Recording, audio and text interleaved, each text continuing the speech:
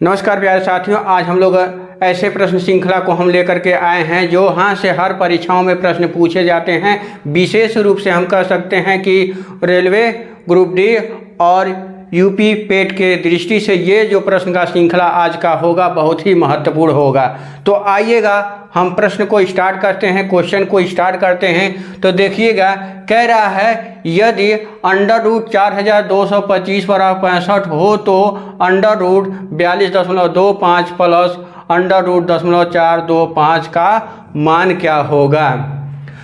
तो यहाँ पे देखिएगा, इस टाइप के जब भी प्रश्न पूछे जाते हैं परीक्षाओं में तो वर्गमूल निकालना होता है और वही संख्या दिया होता है। अंतर यहाँ विशेष रूप से यही रहता है कि दशमलव लगा दिया जाता है।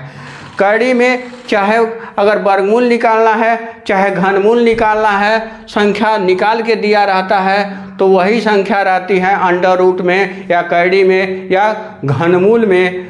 तो हम यहाँ पे एक तरीका अपनाएंगे। अब यहाँ देखिएगा, यहाँ 4225 है यानी 4225 है, यहाँ भी वही संख्या है। 2 अंक पे यहाँ दशमलव लगा दिया है, यहाँ पे कितने अंक पे दशमलव लगा दिया है, 4 अंक, संख्या वही है। तो अब यहाँ पे जोड़ने के लिए कह रहा है, वो भी वर्गमूल निकाल के जोड़ने के लिए कह रहा है। तो हम क्या करेंगे, इस संख्या को उठाएंगे, जो मान दिया रहता है उसको उठा करके, और जब वर्गमूल निकालना होता है, अगर अंडर रूट कड़ी में संख्या होती है तो अगर 2 स्थान पे है तो वर्गमूल निकालने से वक्त हम क्या करते हैं, 1 स्थान पे दशमलव लगा देते हैं।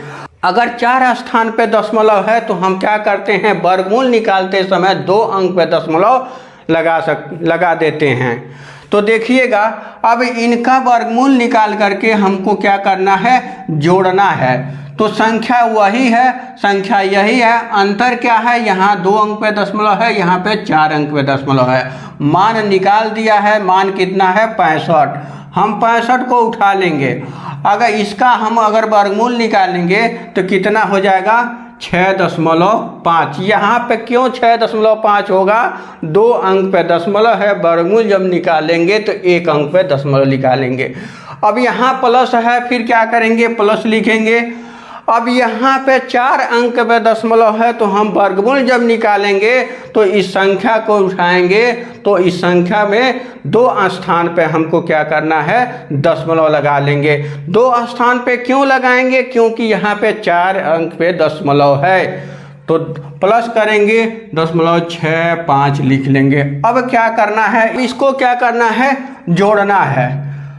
तो यहाँ पे 2 अंक पे दशमलव है, यहाँ पे 1 अंक पे है। अगर यहाँ 0 बढ़ा लेंगे तो कोई अंतर नहीं होगा। अब देखिएगा, 0 में 5 जोड़ेंगे तो 5 हो जाएगा, 5 में 6 को जोड़ेंगे तो 6 5 11 हो जाएगा, 1 हासिल बचेगा, 1 हासिल इसमें जुड़ जाएगा, कितने हो जाएगा, 7 हो जाएगा। 2 अंक पे हमको दशमलव लगा लेना है, यही क्या हो जाएगा, आंसर हो जाएगा।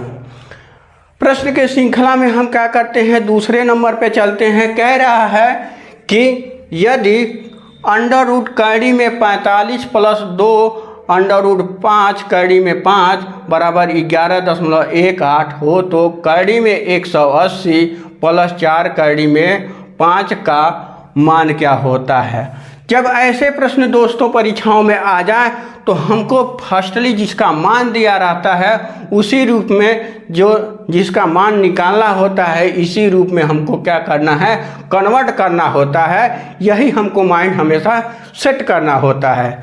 तो देखिएगा, अब इस संख्या को के रूप में हमको लाने के लिए इस संख्या को हम क्या करेंगे, उठाएंगे, जिसका मान हमको निकालना है।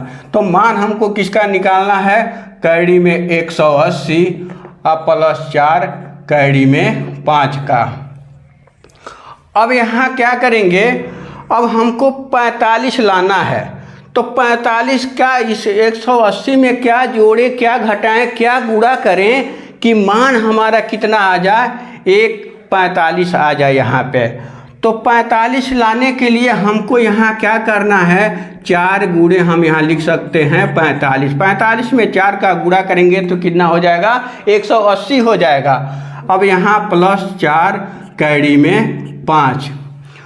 अब यहाँ देखिएगा, अब ये 45 हमको मिल गया। अब ये हमारा 4 जो दिख रहा है ये फालतू है, इस 4 को हम बाहर निकाल दें तो ये कड़ी में 45 हमको मिल जाएगा।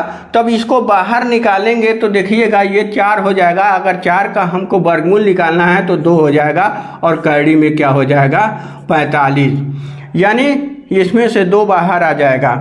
फिर प्लस 4 कड़ी में 5। अब यहाँ पे देखिएगा 2 कड़ी में 5 है, यहाँ 4 कड़ी में 5 है। अगर इस यहाँ पे 2 कड़ी में 5 मिल जाए तो ये संख्या क्या हो जाएगी, मिल जाएगी हमको। तो यहाँ हम क्या कर सकते हैं, 2 कॉमन ले लेंगे तो ये हो जाएगा कड़ी में 45 और प्लस यहाँ पे 2 कड़ी में 5। अब देखिए सेम संख्या मिल गई और इस संख्या का वैल्यू दिया है, इस संख्या का वैल्यू दिया है कितना, 11.18। अब इस संख्या का मान हम क्या करेंगे, यहीं उठा के रख देंगे, यानी 2 × 11.18। अब 2 में क्या करना है, 11.18 का गुणा कर देंगे तो कितना हो जाएगा, 18 दूना 36, 10 दूना 22, यानी 22.36 क्या हो जाएगा इस प्रश्न का आंसर को सेट करना होता है। तो आगे चलते हैं क्वेश्चन नंबर 3 के तरफ। कह रहा है यदि कड़ी में 0.0169 यक्स बराबर 1.3, फिर यक्स की वैल्यू क्या होगी। अब यक्स का मान पूछ रहा है यहाँ पे क्वेश्चन नंबर 3 में, तो हमको बराबर 1.3 यक्स की वैल्यू पूछ रहा है। यक्स की वैल्यू हम यहाँ से क्या करते हैं, निकाल सकते हैं। तो यक्स बराबर हम लिख सकते हैं, यहाँ पे देखिएगा गुणा है, गुणा के रूप में है। अगर इसको इधर लेके आ जाते हैं कड़ी सहित उठा करके तो क्या हो जाता है, इस संख्या के बटे के, यानी 1.3 बटे क्या हो जाएगा, √0.0169। 13 का वर्ग है तो यहाँ ऊपर क्या है, 1.3 है, 13 लिखेंगे। अब क्या करेंगे, यहाँ 4 अंक पे दशमलव है तो हमको 2 अंक पे दशमलव लगा लेना। अब इसको काटेंगे तो कितना हो जाएगा, 10 हो जाएगा। क्यों 10 हो जाएगा, यहाँ पे 1 अंक पे दशमलव है, यहाँ पे 2 अंक पे दशमलव है, तो इसलिए आंसर कितना हो जाएगा, 10।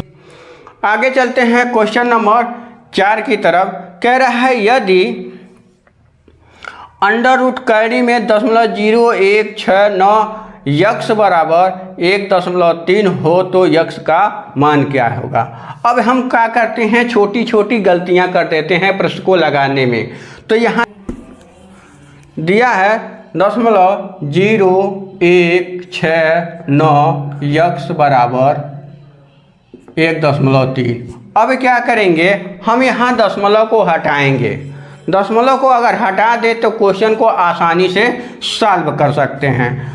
तो हम यहाँ लिख सकते हैं इसके बराबर 169 यक्स अब बटे दशमलव के नीचे 1, उसके बाद जितना अंक है उतना 0, यानी 1 2 3 4 0 हो जाएगा। फिर बराबर इसको हम लिख सकते हैं 13/10।